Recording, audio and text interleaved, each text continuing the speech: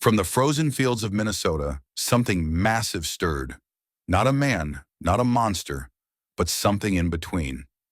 His name was whispered in locker rooms like a curse. Lesnar, a collegiate wrestler built like a creature from the underworld, with shoulders as wide as doors and fists the size of hammers. When he entered the UFC, it felt less like a debut and more like an invasion. The Octagon shook under his steps, and fighters knew. This wasn't sport, it was survival. Frank Mir stood across from him, nervous but resolved. Lesnar's opening act was pure savagery, a charging bull smashing his prey to the mat. The crowd gasped, referees panicked, but Mir survived long enough to snare a leg, twisting it until the beast bellowed. The cage had tasted Lesnar's rage, but also his first wound. It was the first sign that monsters too could bleed. The UFC fed him bodies, and he devoured them.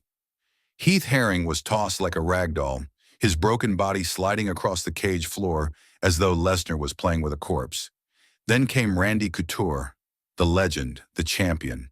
Age and heart could not stop the storm. Lesnar's fists pounded like sledgehammers, and Couture crumpled. The belt was his. The monster had become king. Mir returned, haunted by what he had awoken. Their rematch was not a fight, it was a slaughter.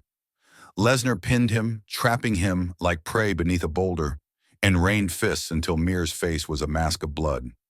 Lesnar screamed over the carcass of his rival, his voice like thunder rolling across a graveyard.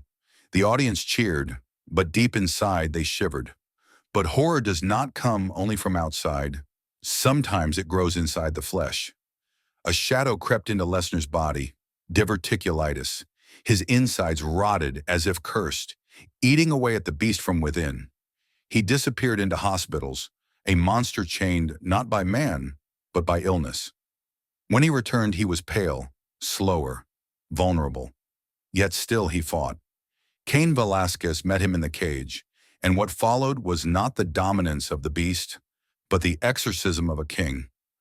Velasquez carved him apart, leaving him writhing in defeat, his aura of invincibility shattered like broken bone.